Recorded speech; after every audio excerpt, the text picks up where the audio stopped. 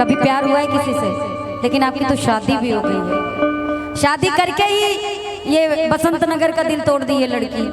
ये लोग मालूम है क्या कह रहे हैं आपसे कि इश्क किए बदनाम हो गए और चर्चे हमारे शरेआम हो गए। इश्क किए बदनाम हो गए, चर्चे हमारे शरेआम हो गए।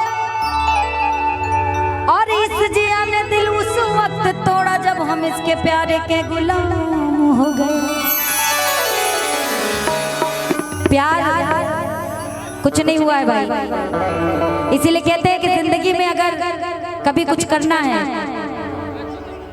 अरे कहा तू काहे बैठावत करू, बैठ जाइए, तारा के छोड़ के जाइए। तारा जैसा जहाँ बेवफा सुंदर नारी चल जाई ना, उन्हें पता नहीं का हो जाए। अब के खा गईलू जिंदगी जा मोहब्बत के खेल में, मन का रया भी मन का रया भी कटा जाई रेल में। खा गईलू जिंदगी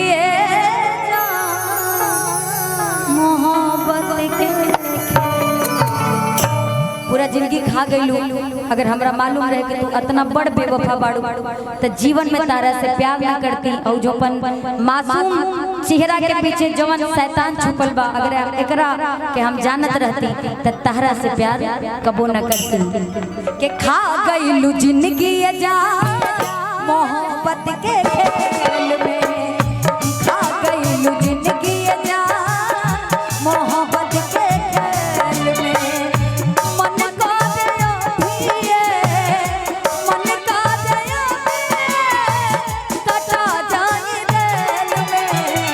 खत्म कईलू जिंदगी जा मोहब्बत के खेल में, खा गईलू जिंदगी जा मोहब्बत के खेल में।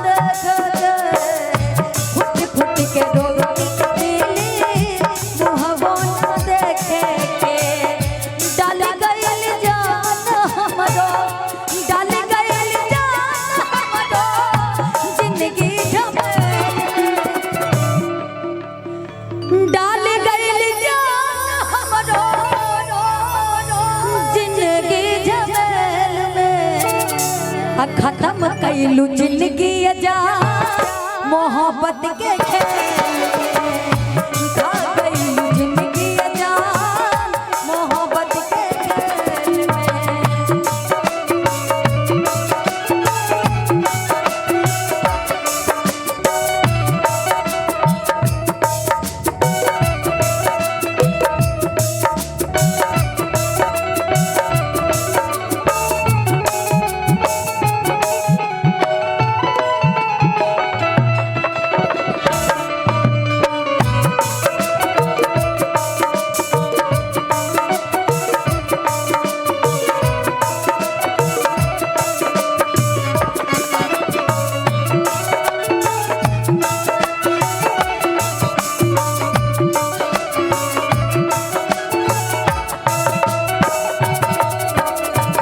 प्यार में यही से अपना गर्लफ्रेंड के रोवे मत दिया जाए, नहीं तो 4-5 गो कमीना होकर आंसू पोछे बदे खड़ा रहे दोस्ते में से। सही बात बना।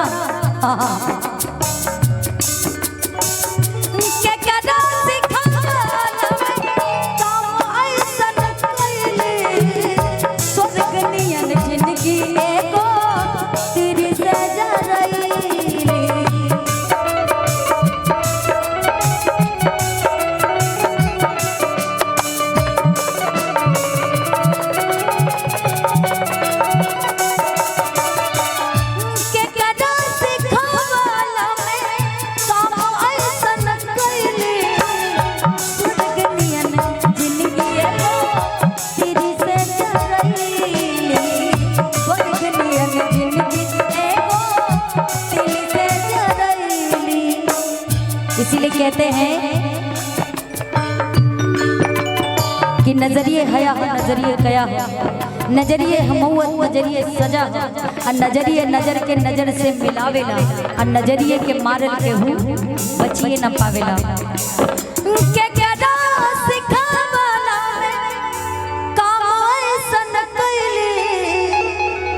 स्वर्ग नियन जिंदगी एगो तीली से जगई, डाल गइल जान हमरो, डाल गइल जान हमरो जिंदगी झमेल में, खत्म कइलू जिंदगी जान।